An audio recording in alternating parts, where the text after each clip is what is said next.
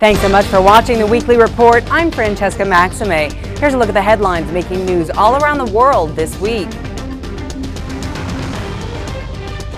A huge earthquake and tsunami rocks northern Japan and the same area hit last year by a 9.0 quake. We'll have the latest. The president continues to try and bridge the gap with Republicans on the economy to avoid plunging the nation into a second recession. We'll have more on the fiscal cliff. And in the Philippines, hundreds are dead and hundreds more missing as a deadly typhoon rocks that island nation. Plus, it'll be William and Kate +1. The royal couple is expecting, and we'll take you to Great Britain, where the celebrations and talk of baby names has already begun.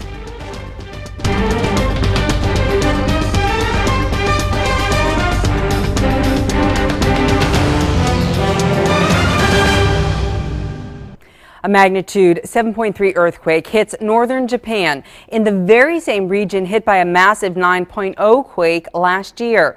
A tsunami also went out, a warning went out, and a small tsunami ensued. The quake shook the seabed 6.2 miles under the Pacific Ocean off the coast of Miyagi. Local television interrupted programming to warn coastal residents to make for higher ground, anticipating that small but concerning tsunami with a 6-foot surge. In the end, it was actually a 3-foot tsunami that did hit the shore soon after the quake. 4 large waves followed, but only minor injuries were reported there. The quake was enough to sway tall buildings in that region, though. At this hour, no damage or problems have been reported at any of the nuclear power plants. No deaths or injuries have been reported either, and the tsunami warnings have continued, or have been lifted, I should say. Well, after a massive typhoon hit the Philippines, more bodies are still being retrieved from the hardest hit provinces as authorities report a rising death toll. More than 370 people have been killed and nearly 400 are still missing. Philippine authorities in the Compostela Valley and Davao Oriental provinces are trying to cope with the number of deaths and injuries after Typhoon Bofa. Among those recovering in the damaged Nubatan hospital lie mothers who have lost their children and children who have lost parents. Entire families and farming communities were washed away by the powerful storm. Though highly susceptible to flooding and landslides, these areas are being rebuilt by villagers, even with bodies still lying under the mud. In the impoverished Philippines, there's little the government can do after such danger zones spring up. Municipal worker Lulito Campos took a wounded boy into his own home. I temporarily took this boy home because he could not be accommodated in the gymnasium because it was crowded and he could not be prioritized. So I brought him medicines for the time being. The government has warned residents to take preventive measures. However, the message hardly extended to residents of isolated areas. Dozens of people stared blankly at their devastated town as they await information on missing relatives. Since I was born, this has never happened here. When I came back here yesterday, I cried because of what I saw. You can see our hills, everything is gone. 100% of the crops is gone, as you can see. Authorities plan to display about 80 newly washed bodies in coffins at a Roman Catholic church, hoping relatives will identify them.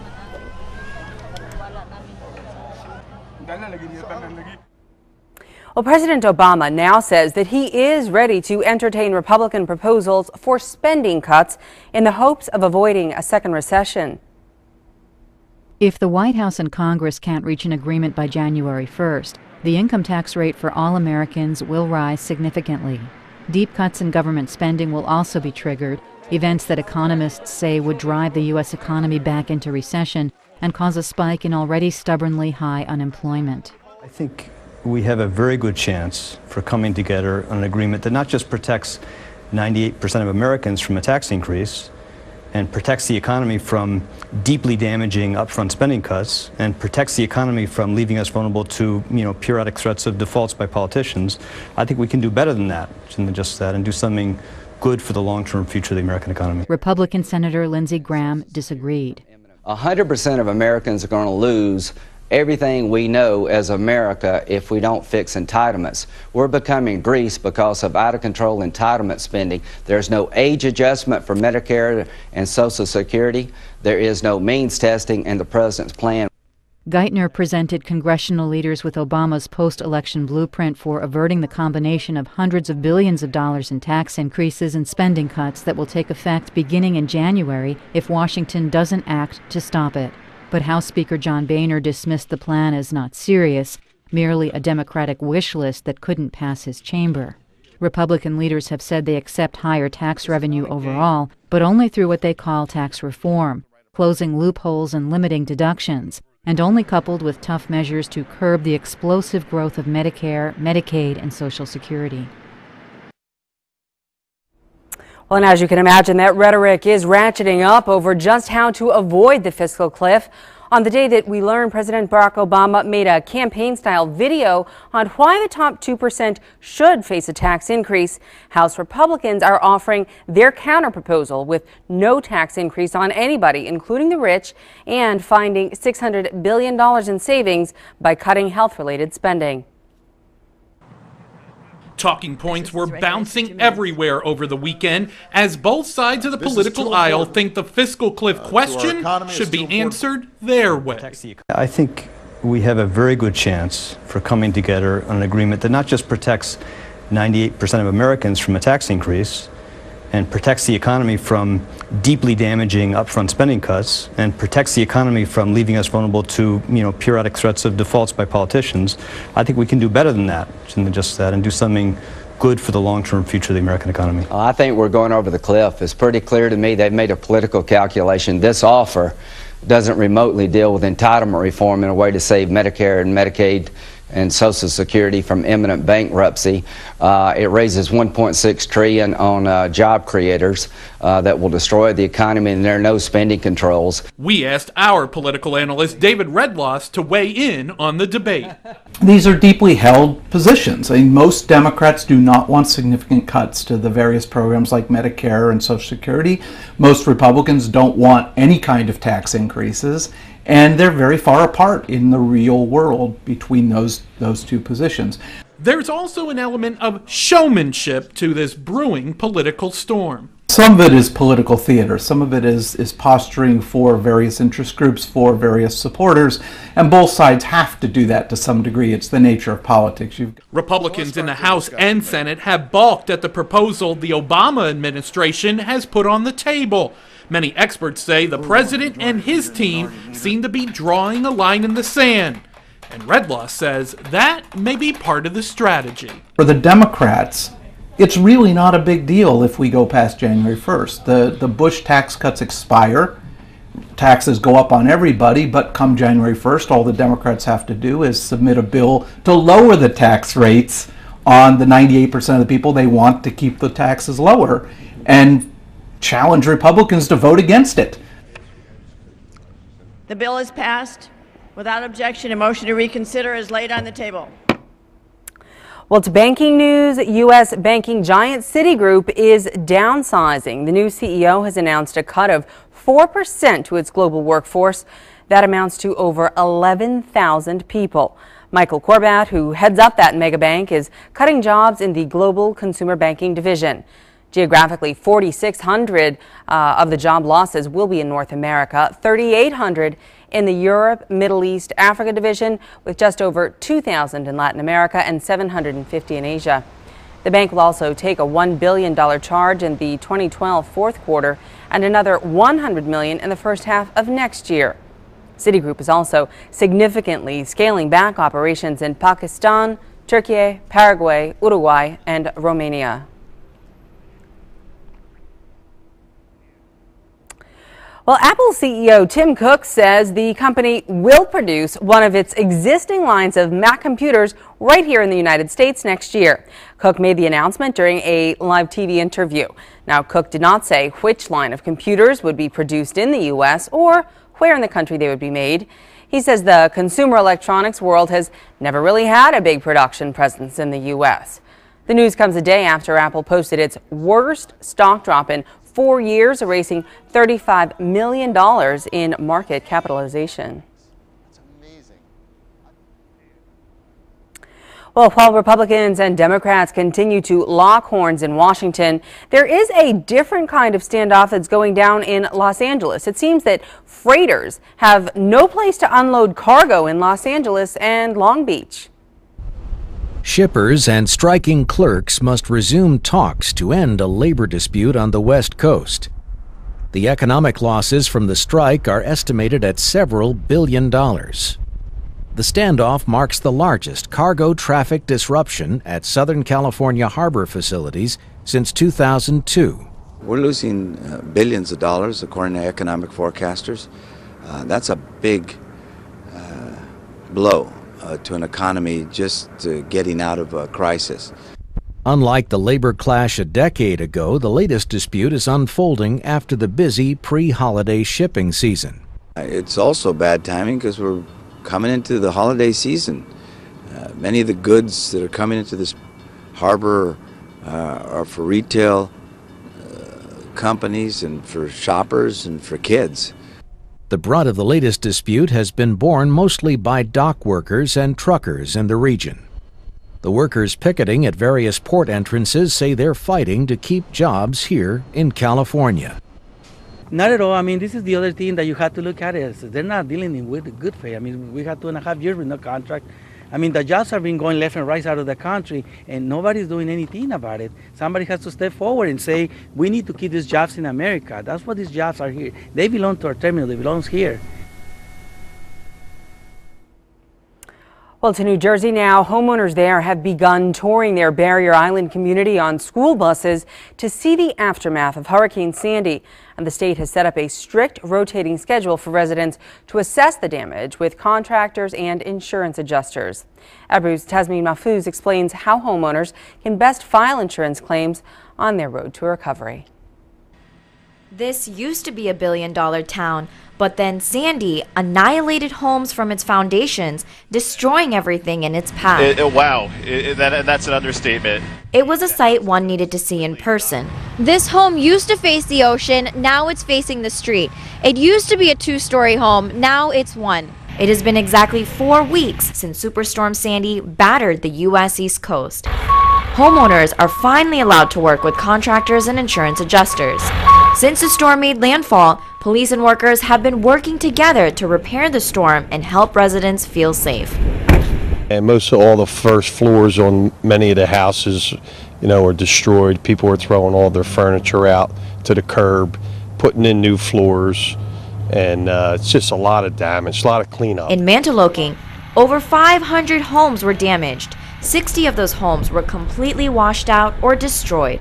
I can't talk right now. It's an emotional time for the Jersey Shore community. Leslie Dillon and her husband were shell-shocked to see the devastation at their sister-in-law's home. It's a matter of $2 or $2 million when you lose the things you love. Leslie's sister-in-law lives in Florida, so the couple has volunteered their time to salvage what's left of the property. She has no idea what to do next. The New Jersey Department of Banking and Insurance urges residents to file insurance claims. Not only file a claim with their homeowner's insurance company, but also with the flood insurance program if they have flood insurance, as well as FEMA for any disaster assistance that they may be entitled to. So other than that, we have our call center, which we've expanded the hours. That's open from 8 a.m. until 6:30 p.m. Monday through Friday.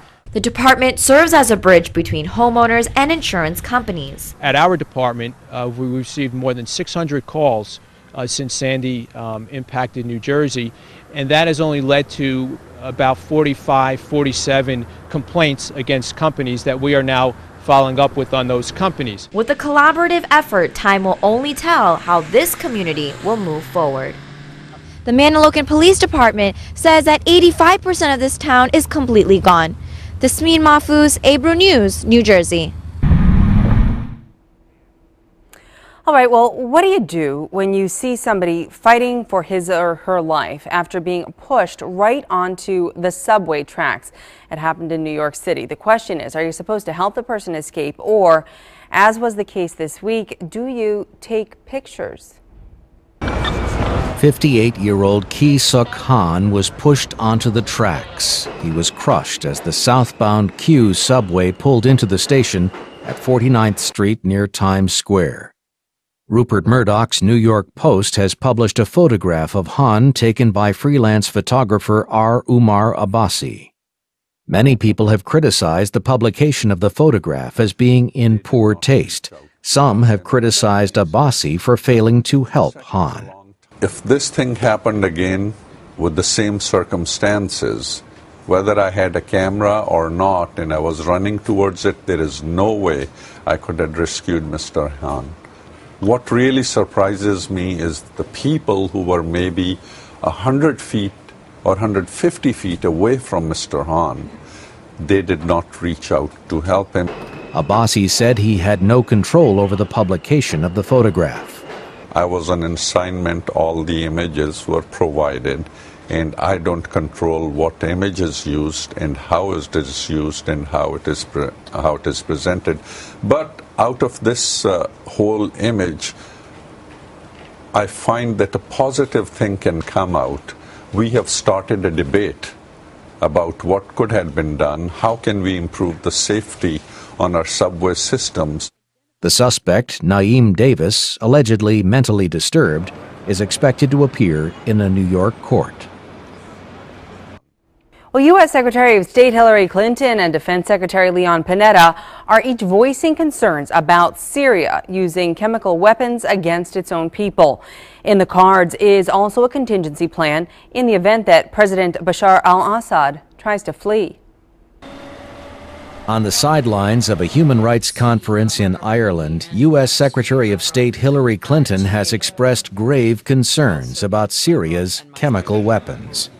We've made it very clear what our position is with respect to chemical weapons, and I think we will discuss that and many other aspects of what needs to be done in order to end the violence and begin that transition that I referred to.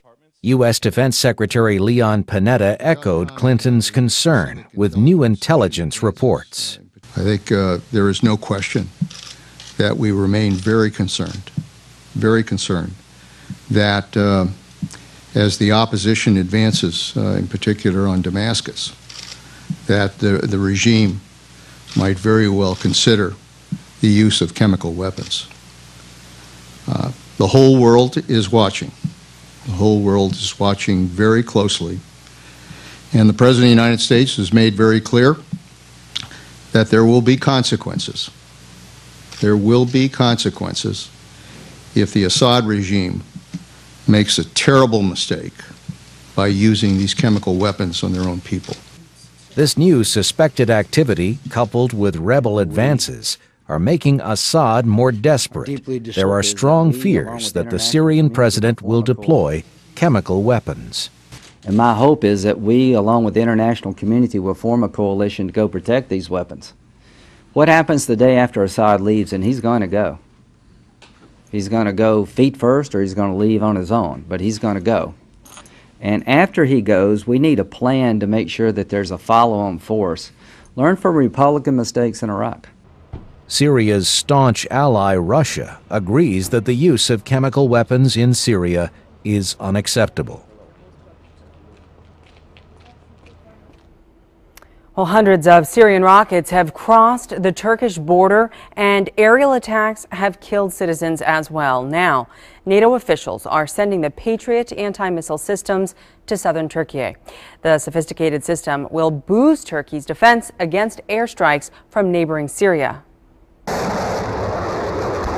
Turkey is set to get the Patriot anti-missile system from NATO to bolster its defense against Syria. Turkey needs the Patriots to defend against retaliatory attacks by Syrian missiles. Today, NATO agreed to augment Turkey's air defense by deploying Patriot missiles to Turkey. Turkey has asked for NATO's support, and we stand with Turkey in the spirit of strong solidarity. To the Turkish people, we say, we are determined to defend you and your territory.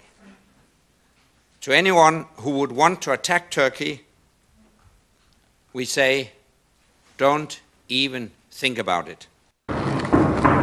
Syria is reported to have artillery rockets as well as short and medium-range missiles. Mortar rounds and shells from across the border have already killed 5 Turks. Now there are rumors of chemical weapons possibly being used by the Assad regime. The deployment of the Patriot missiles will take place irrespective of these reports. The aim of the deployment is to ensure effective defense and protection of Turkey against any missile attack, whether the missiles carry chemical weapons or not. Ministers, the decision to deploy the system takes the U.S. and its European partners closer to the war. U.S.-made and NATO-operated hardware will be used against the Assad regime for the first time. Moscow has criticized the deployment of the Patriots, saying that it would inflame tensions in the region. Turkey shares a 566-mile frontier with Syria and has allowed rebel leaders to take shelter and organize on Turkish soil. It also houses tens of thousands of refugees living in camps across the border. Well, it is that time of year, and with the colder weather comes the holidays, but also the flu. Are there any things that you can do to protect yourself from the virus, though? Here's a look. It's official. Flu season is here. The CDC says the flu season is off to its earliest start in nearly a decade. Dr. Boj tells us who should get the vaccine before the worst of the season arrives. Well, everybody should try to get the flu shot. Anybody of the age of 6 months, but especially people who are at high risk, which are pregnant women, young children, older people, and of course all healthcare workers. The reason I got the flu shot is because, you know, it's getting cold and there's a lot of health risks out there, so it's better to be safe than sorry. Usually get it at my doctor's. Flu symptoms appear 1 to 4 days after a person has been exposed to the virus. The main symptoms of flu are headaches, sore throat, fever, chills, muscle aches, stuffy nose, and dry cough. If you have the flu, always cover your mouth, don't share utensils, try to stay away from the general population while you're sick. 120 million doses of the flu vaccine were made this year. 112 million people have already gotten theirs. That leaves only 8 million doses for the rest of us. And especially this year, everybody should try to get the flu shot because it's widely available. There's no reported shortages of the flu shot.